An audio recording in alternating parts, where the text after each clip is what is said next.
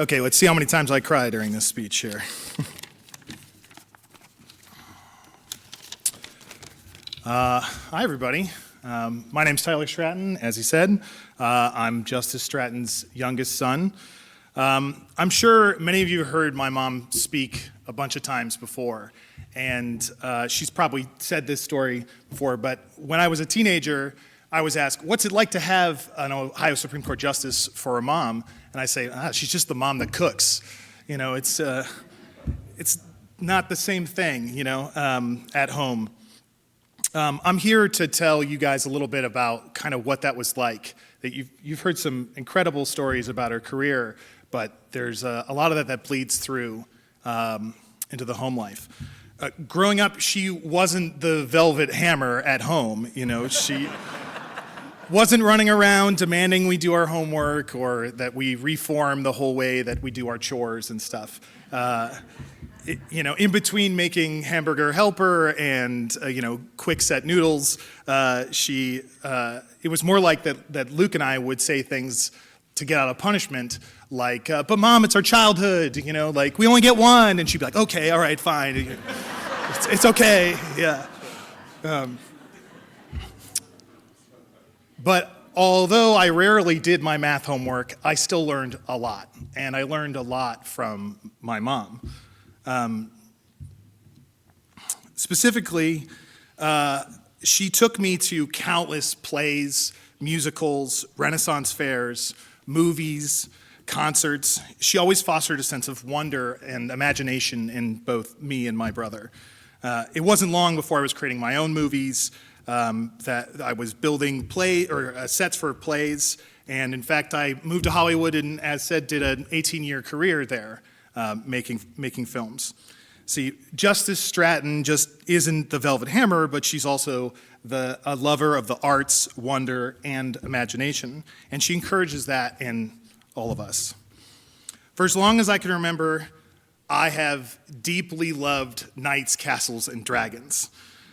This idea of an armored warrior going out to not only just fight the good fight, but do what is just and be there for people. It wasn't long through all these plays that Don Quixote became my personal hero. Recently, though, I've been asked why I love knights so much. Where did this joy of fighting evil and good come from? I have no memory of anyone sitting me down and saying, you should do good or you should help others. I'm certain that those conversations happen. I certainly have those conversations with my daughter, but that's not what you really remember growing up.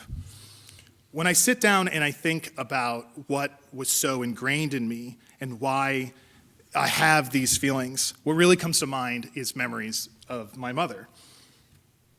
Seeing her donate her time and resources to people in need, orphans, veterans, the Prevent Blindness organization, all the wonderful accolades that have been mentioned before, seeing how she's kind to everyone and interested in each person's backstory, from the person on the other side of the bench from her to the waiter at Don Pablo's. Watching her run and win office without ever running a single negative ad in her campaign. Taking the time to stop and listen to people in all 88 counties. Even after she entered these halls and became a justice, she gave much of her time to helping people. She did this behind the scenes at high levels. She used her position over and over again to get people to come to the table, to show up and listen. And not even listen to her, but to listen to each other. And it was the same way at home. How to lead by action wasn't so much taught to me as it was rather absorbed. I grew up surrounded by an absolute beacon of do the right thing.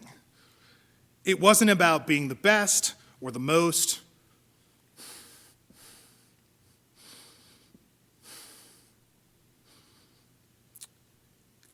Oof. It was about doing what was right, even when that was the harder route. Because it turns out that not all knights wear shining armor, but some have long blonde hair.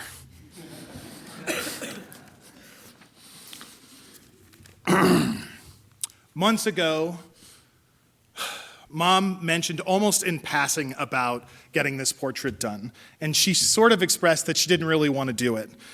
And I immediately and adamantly said that she needed to do it. Not for some ego boost, but because of what that portrait would mean hanging in these halls.